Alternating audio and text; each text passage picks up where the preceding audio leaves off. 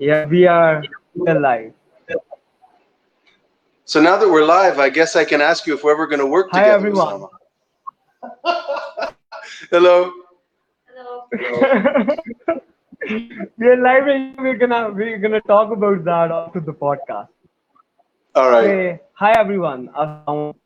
Welcome Texte's another podcast. Today we have very special guest with us, Andre, who is the CEO of Ascendant. He is joined by plenty of people who work with him and who are his first hire.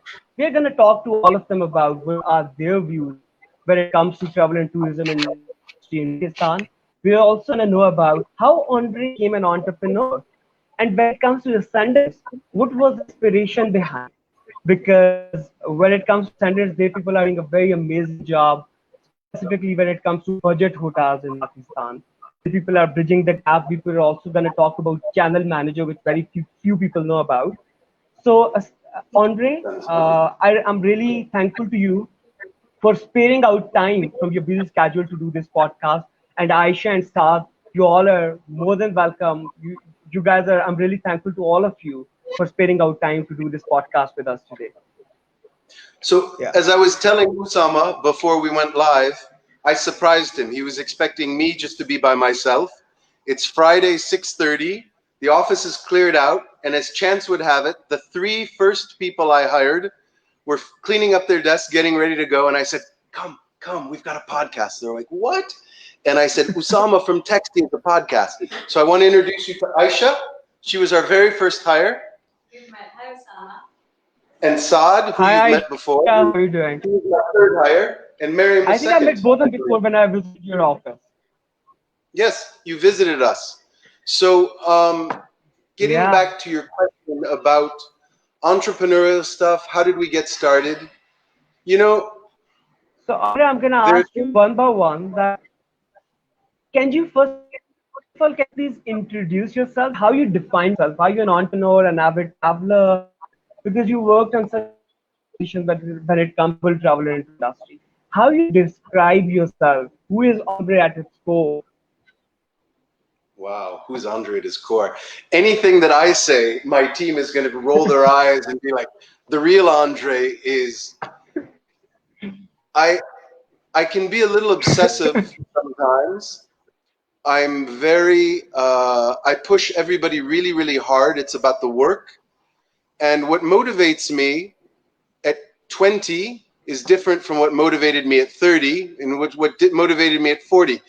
I, we rebranded the Privilege Club card, which is one of PC hotels. Maybe your parents have that, maybe some. It allows you to go into any PC hotel and have discounts. You can get a free night and everything. Working with Miriam on the rebranding of it with a design agency and actually making the choices about what colors to use and what logo to use. All that stuff is important, and it's why I come early, it's why I leave late. I'm actually really interested in the work itself. And what I see with a lot of young entrepreneurs, because I spend a lot of time at Startup Grind, well, not so much at Startup Grind, but I was at a startup thing in, well, we met at one of the travel We're conferences. also gonna talk And about your Europe start thing because you also co-founded an incubator here in Paris back in oh, yeah, 2003, if I'm so, not wrong. so that story was really kind of interesting. I was in the right place at the right time, and I got invited back to San Francisco to join a startup that went public. I made about 6 months, about 6 years of salary in 6 months. I was a kid. And then when the first dot-com bubble exploded and everybody had to go back and find real jobs, I went back to Europe, but I had met all of these founders in the Silicon Valley in the Bay Area. And essentially what I did was, I am based in Paris, France. I have a British colleague, I had a German colleague, and what we would do is we would essentially take really great new ideas and we'd get them started in the three biggest European countries at the same time. So it's exactly, Wow. if you're somebody from the startup ecosystem, normally you'd have to raise a bunch of money, give up a ton of equity to start in Europe, and we would do it for about 1/10 the price for commission on sales, and then we would take equity if it worked. So it was the kind of thing that was really attractive to founders. And that's how I got started in the hotel space. We did stuff with television I broadcast think what you just software. And we did mentioned stuff. that the idea behind Europe Start was little different than incubators working over here right now. It's really I'm a an little amazing frightened idea that that you you look that people were far working back in a into very my different past. way. Are you a stalker, Usama? We have to when we are doing a podcast. I know. I know. Actually, my You're team gonna have gathered to all make the that good. information and they told me, but yeah, we have to. So yeah, It you would. it was our own idea before incubators became really fashionable. The idea was to set up a bunch of partnerships to have references ahead of time, so there was a really good story. So essentially we had a handful of people that were good salespeople and good business development people, and we would employ them on multiple projects, and we would sort of direct them, manage the projects, broker the first relationships. So it's funny, people ask me what's next after Ascendant for Pakistan. I I think that there's such talent in Pakistan. There are people who are so motivated, so talented, and I think that so many good startups, because we're close to the NIC. One of our early hires who came from the NIC, he's in contact with a number of the startups. A lot of these ideas, I'm really eager to see really good Pakistani ideas be marketed in Europe and in the United States and in Asia. There was this one startup that we found that was doing, it was super cool. You would go on a trip, you would take photos, and then you would hit play, and it would do this super stop motion thing about all the places you visited. It would create images and things, and it would do it over a map. And it was great. It was the kind of thing that could have been on Wow. Instagram I or think something you're like talking that. about Travelers. And you know the story, right? You know it. What's the name of the company? Yeah, I Travelers. I think the Traveler. founder is Kandil, and I And don't know. and I met the I don't founder know if I once. forgot the name of the other man. We talked for 15 minutes, but I was like, that is such a great product. So, I've Pakistan very quickly has become close to my heart, and whether I stay here another couple of years for Ascendant, we have ambition to grow it in Egypt and in Nigeria. So there will be a time in the future when I'll need to replace myself here, and I'll be spending less time in Pakistan. But I don't think I'll ever leave Pakistan because I've had some good experiences with some very nice people. Next question. Wow, I think that's really great, and I think what we can learn from your story is that like people need to learn that there are a lot of opportunities over here when it comes to Pakistan. We can work over here to create more and more employment for our people and contribute to the economy of Pakistan. By the way, the next thing is that in 2019, travel and tourism direct and indirect contribution to the global GDP was 10.3 to 10.4%. And when it comes to Pakistan, it was 2.8%. How you look at the future of tourism in Pakistan? What, according to you, will be the future? Like how you look at the industry? I can't thank you enough for that number.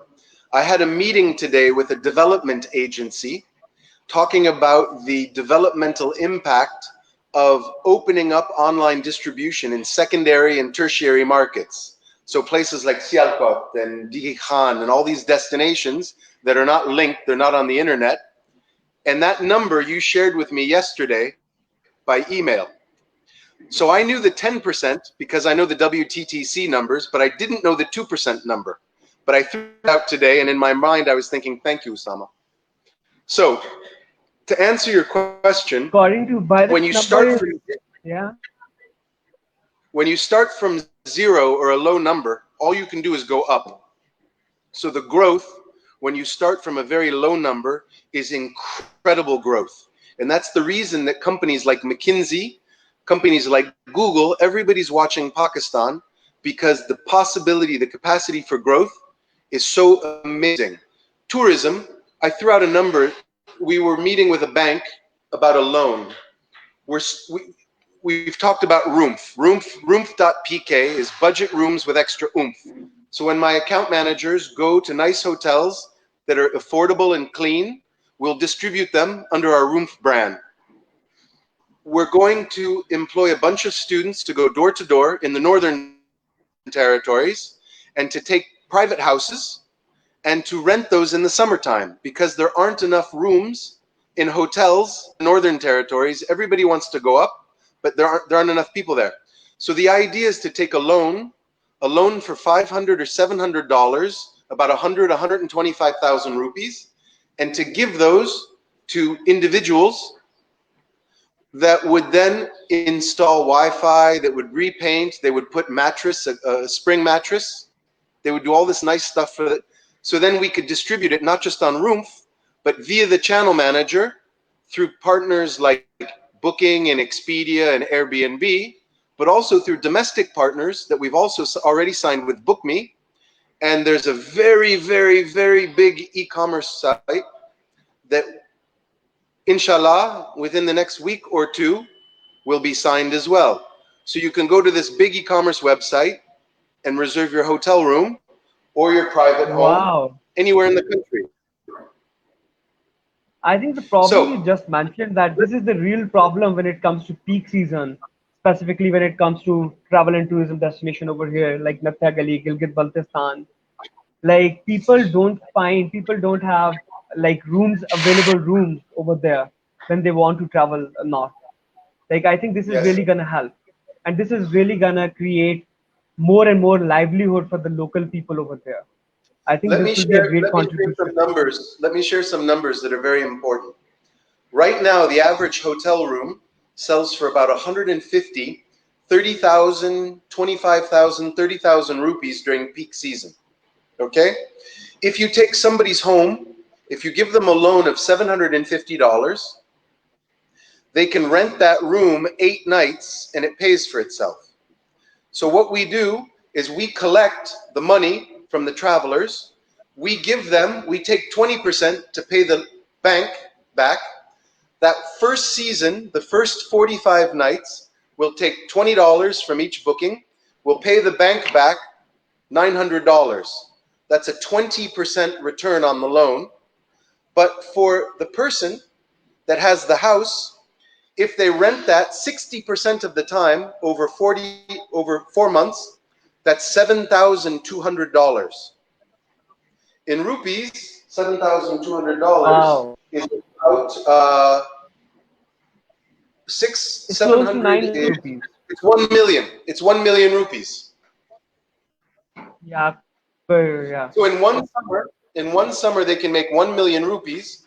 But if you do that for a thousand private homestays, you're generating $36 million in a region over 5 years, all with a tiny investment of Wow. $750 to 1,000 rooms in an area. So we've met with some development I think, agencies. Yeah. yeah, go ahead. I I have a will say great at the question. end. What I would like to do is I would like to ask a question to Saad, who will reply in English or Urdu. You imagine most of your guests, pretty much everybody speaks Urdu, correct? All of your viewers? So I would like for Saad to give Yeah. a first So by the way, example of I'm what gonna it was, ask a question. what it was like to talk about booking engine, channel manager, websites to the first hotels that he saw more than a year ago, and what it's like now, because he used to start with the basic guest house. Now he's presenting this to bigger mid-size hotels. Hi, Sama, how are you? I'm doing really good, by the way. Saad, it's really great to have you. Thank you so much. Thank you so much. So one question Yeah, is Saad. for him. Saad, go. Yeah, go ahead. Yeah. So by the way, Saad, first of all, tell us a little bit about how you joined Ascendants and how is your experience with Ascendants till date, and what is the mission behind company? Like, yeah, So because you are the one who is working as a core member of the company. So one of my friends referred to Andre for the hiring, and then I presented the whole sales strategy in front of the Andre, and Andre liked my idea and he hired me. But I'm not a tech savvy guy. But now I'm a tech savvy guy. Now I can know the booking engine channel manager website and I know how the Opera and the property management system work. These all things goes to thanks to Andre because I have no knowledge because I'm a fresh Got graduate, that. graduate, and when why I Yeah, joined Ascendant I think because whenever you join some company down the line, you learn a lot of things. sorry I can't hear you. Yeah, I just said that whenever you join some company down the line, you learn a lot of things. Yeah. So basically, before joining, when I got the interview by the Andre, and then they presented me the idea that what's the purpose behind the Ascendant, and they tell me the whole story. Like, uh, they give me an example of the Brazil, Bali, Indonesia, that about uh, how the economy of the hospitality booms in these areas in their countries. But in Pakistan, we are the pioneers. We started this project because no one is in the Pakistan to lead this project. So Andre gave this idea to the leading company of the hospitality, Hashu Group, and then we started the project from to providing the services to all the hoteliers by providing website, booking engine, and channel manager, and tell us the importance of the channel manager. No one knows when I start deliver the presentation to the hoteliers. No one understand. No one knows what is a booking engine, what is the channel manager, and what is the purpose of the website. So right now, Because when it comes to channel manager, it's something which is new to our industry. exactly, because everyone knows a booking.com. No one knows the other local distribution partners like Tech Valley, like Textte, like Checker. There is a lot of local domestic partners and websites who are solding our rooms to the platforms. So right now, we committed to the hoteliers that we can portray we can distribute your inventory on the multiple point of sales from where you can generate the revenue. So right now our experience is very good and we are penetrating in the market, and that's all from my side. Yeah, I think what Andre just mentioned that prior to that, that you people are also bringing bread and breakfast to Pakistan, and you are gonna promote it on a much higher level. I think this is gonna this is gonna generate more and more livelihood for the locals, for the natives, as well as it's gonna strengthen people economically, and they will be able to generate livelihood while living there in the hometowns. I think this is something which is really great. It has a very huge social impact. By the way, Andre. um what are your views? Hi, Andre. Can you hear me? Yes, it's cutting out a little bit. I can hear you. Yes. Yeah. So, what are your views on the visa policy of Pakistan? Like, if someone want to travel Pakistan, what are your views on that? And when it comes to inbound and outbound tourism in Pakistan, like, what are the major challenges? Can you please brief us a little on that? What are your I've views? been very impressed with Prime Minister Han and their ability to remove all the NOCs. Basically, the first rule of tourism is you welcome people with a smile. And Andre, I not see you. Pakistan, Can you turn the cam towards you, sir? yeah, of course, of course, of course. The first rule of tourism is you welcome people with a smile. And when you have NOCs and you have difficult visas, they made it very, very difficult for foreigners to come to Pakistan. They've made changes in very real terms. They've got 5 destinations now where you get the visa on arrival, another 140 where you can apply online. Pakistan is making great strides. There needs to be a charm offensive. And what I mean by a charm offensive is when you arrive at the airport, the people that work in customs have not been taught that tourism is important. So they look at you almost like, why are you here? Why have you come? And that's a problem that This needs is, to be yeah. changed. And the way that I see this happening I've been asked to speak at different events, and this question comes up: what is the future of Pakistan for inbounds?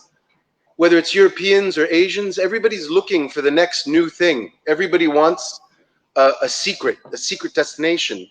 So what will happen is there are enough Wapastanis, first generation Pakistanis who've lived abroad, that are connected to 300, 600 friends in London or wherever. They're going to make their first trip to discover Pakistan. And they're going to talk about it on social media, and viral sharing goes really, really quick. So I think this COVID, as I said earlier today, everything was aligned at the end of last year.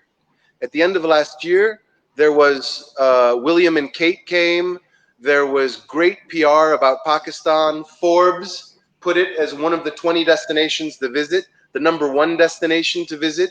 Condé Nast Yeah. Traveler's Diary put it at top 10 as well. So Pakistan is on everybody's radar. And I think Yeah. having somebody who's on the international stage, as a formal cricketer, Imran Khan as president, he's a great representative for the country.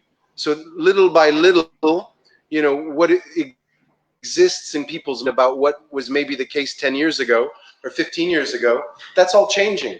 So I think they've taken a number of good steps. The visa policy is improving. And I think it's really COVID will set Pakistan back for 2 to 3 years for inbounds, because people are traveling differently now. People are getting in their cars and they're driving.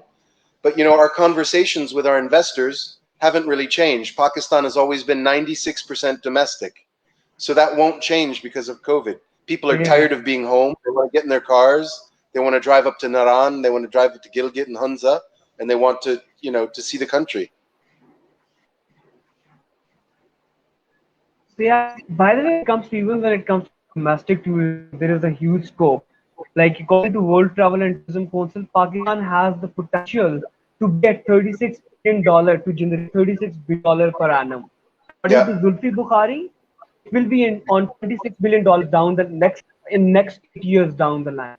So I think Pakistan has a huge potential when it comes to tourism. So by the way, there is something which I wanna ask. That what is your favorite travel destination in Pakistan, which you traveled before and you really wanna recommend others to travel that place? What is my favorite what? Destination. Ooh. Travel destination I in am Pakistan. terrible because I go to Lahore and Karachi for business, and I'm working so hard that I go to the same restaurants with different people. I don't really take leisure time. I was absolutely stunned by the natural beauty of Skardu, and we went up to the Deosai Plains. I was with Saad, and I was with Aisha was there. Miriam couldn't come. She was too busy. She had other social engagements and couldn't make it with us last year. But we all traveled. We were at PTM in Karachi together. I think there in Bawalpur. I'm dying to get to Bawalpur. I'm also this close to buying a motorcycle and spending weekends going up to like Muri and Bourbon, and within a 2-hour drive. I've been up to Monal, but I haven't gone much further. I've been to the Highlands. Yeah, I need to see a lot more of Pakistan. I have a friend in Karachi who's promised to take Yeah, me on but a road you trip 2 hours to the west.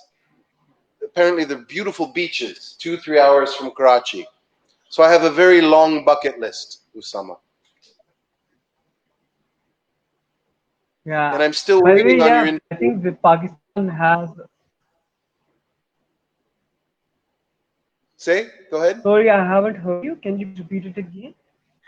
Yeah, you can you please repeat it again? I said I have a very long bucket list. And then I was leaving for your next question. Yeah, I think what you just mentioned, that Pakistan is a very beautiful place where we have from white sand beaches, the lush green meadows, to the plateaus, and to the snow-clad mountains full of snow-clad. So, by the way, I think there are a lot to visit in Pakistan when it comes to travel and tourism. Like even there's a lot Pakistan has to offer for in when it comes to domestic travel. By the way, there is one more thing which I want to ask you. Like, we all been through COVID, and COVID haven't gone yet. It's still here. We are still going through this crisis. Uh, how you spent your quarantine days, and how much your life has been impacted because of COVID, and how much life has been impacted? Can you please share the positive and negative impact? Um, Let me answer your question on several different Yeah, the moment levels. that you were okay. I was I got on a plane in March and I flew here when a lot of other foreigners were flying away. I was quarantined here in my apartment when everybody was working from home, but I was here in F7, and a lot of my friends would call Okay. me from Europe and they were like, "We're really worried about you. You're home alone." And I said to them, there's a quote from a French philosopher that's often wrongly attributed to Gandhi. And the quote is, "All of humanity's problems stem from man's inability to sit quietly alone in a room." So I think that COVID has been Wow. really good. I think COVID has been really good for humanity. Families in certain parts of the world that never see each other are forced to get to know each other. In Pakistan, where families are constantly living on top of each other all the time, it was a little bit more difficult for them. But I think the thing that I really like from an ecological standpoint, the canals in Venice were clear. There's this story of a dolphin. I'm sure it's a made up story. I don't Yeah. believe that a dolphin came into Venice. But you have all these stories of like monkeys coming down from the hill into the cities. You have wildcats in New York City. And all of this, it's like nature reclaimed the planet because human beings were forced to go inside for a while. And I think that's really healthy. And I think maybe we should do that every 10 years for a couple of months, right? So I think that humanly, there's a great impact. Yeah, even In by the way, tourism. Andre, maybe you heard that Thailand have decided to close their beaches for 3 months in a year Yeah, because they have seen the positive impact of COVID, positive impact of this lockdown. yes. Yeah. I think, Um, there is one more thing like, hello. yes. By the way, can you please tell us that what you are currently focused on and what you are most proud of in your life? Because you have such a huge corporate experience. You did so many things in life. What you're most proud of which you did in your life? I was worried you might ask me that question. Um, when you're starting off in your career, and I see it with a lot of my colleagues here, they want so badly for me to say good work, good work, good work. You're always waiting for other people to tell you you've done something well. And I'm bad at telling really valuable people who mean a lot to me that they do great work, and I need to get better at that. Um, what I'm most impressed of is that now I've reached a point in my career where it's really about the people around me doing really good work and what we achieve together. And I get really stressed out when we overpromise something and we underdeliver. So, I mean, I can say a few things that are showing off, like because I did great work for somebody and we had an investor together, and then he went on to work for the Ritz-Carlton, which is like the most expensive, prestigious hotel in Paris. The Ritz, excuse me, not the Ritz. The Hotel Crillon. The Hotel Crillon was formerly the Ritz Yeah. hundreds of years ago, and now it's right on the Place de Concorde. And I consulted on the rebuild of it, and that's something that's really prestigious. The Taj Palace, Mumbai, got blown up in a terrorist attack that everybody knows about. Yeah. They were clients of mine in 2010, and I said, "You're reopening. How can you celebrate a reopening after a tragedy?" So I had two German video artists that we flew out and we projected a very artistic video that got shown on Emirates in first class on an Air India on their flights. So Wow. I've done some cool That's, things that I like to brag about. And now it seems really insignificant. You know, I'm like, I've got the support. You know, the Hashu group has agreed to a 2-year contract to redo all their technology. So that pays all of our salaries. It allows 30 people to go door to door and network the whole country. They're saving money, so it's a selfish thing, but it's charitable. The country will benefit because of this project. We as a startup benefit because everybody's salary is paid for 2 years. And when you're a startup, that's not always easy. So, and whenever you you know, do something, you have to look at it as like it's a marathon. Whenever you are doing a startup, you look at like it's a marathon and you are looking for a long-term benefit rather than a shorter benefits. Yeah. correct, correct. So by the way, So, Andre, your last advice for the travelers or your last advice for the listeners. you know, it's so corny. Everyone says follow your dreams. It's bullshit. It's really nice to have a job. You know, um, doing a startup is really hard. Um, I wasted most of my 20s. I wasn't a very good employee. By the time I had my first startup at 28 and I was focused on all the wrong things, we got lucky. It should have failed. It didn't. I've done other things that were okay. Um, my advice to everybody is give more than you take and be generous. I look around the 30, 34 people that are around me. I have a handful of people I'd do anything for because they've given me so much more than I've asked for. And by doing that, you make yourself invaluable. That's my advice. Go to work. Wow, Don't ask about your salary. Don't ask for a raise. Get another job and then watch your boss cry when you leave. Seriously. That's the best seriously? advice I can give. I think it's really a great advice. By the way, like you just mentioned that be humble. Like as you just mentioned, you have to be humble. Be start your day with a gratitude. Be thankful to whatever you have, and do like most of the time we people are like we people think that if we are going to have this, then we are going to do that. Don't be demanding. Like do things in possibilities you have. So I think this is something which is really great. By the way, thanks to your whole team for sparing out time from your busy schedule. By the way, I haven't asked Aisha that uh, any question, and I cannot see her right Aisha now. disappeared, but Miriam's still Hi, here. Aisha. Your No, this is Aisha, Miriam. closing remarks Aisha from left. you. Sorry? Closing remarks from you. Yes. Like, what do you Closing think about remarks. Ascendants? Anything about any So advice what are for the you the most travelers, proud able of travelers before over you here? start there? I'm proud of what I've learned, the friends that I've made here, the people, the way they're working, the motivation that they're working with. You don't really find that everywhere. So I'm really happy, and I'm very happy with the people that I've met. And I think that these will be long-lasting relationships for me. Oh, I'm going to say something else.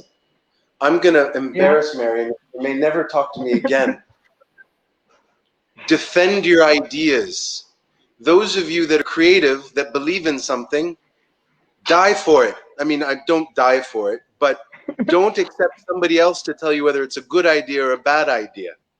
Miriam Yeah. went from being a junior marketing person to being very senior because she has great ideas and she has the project management skills to deliver on them, right?